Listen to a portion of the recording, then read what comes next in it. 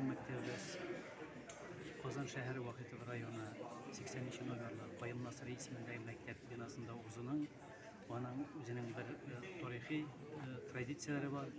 Çünkü yetersek ile bizim mağarif sistemasında fen bilen birge işliyor.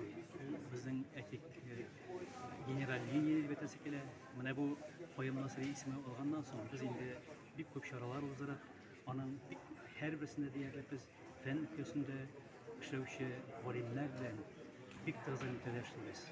Ebun ve şura o ülkemiz İldar Ostamoviç bizim bizde tonulgan şahıs, tonulgan familiyemi yırtuşu zor volim hem bizim Rusya Federasyası'nda Tabiat Akademiyası'nın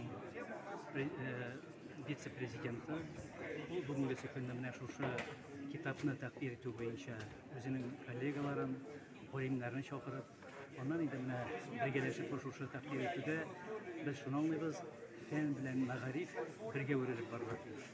Hem şın manasında mene bizim indi olda Koyun Nasırı'nın 2 yıldan 200 yıllık zor erkek yübeley bulup atıyor.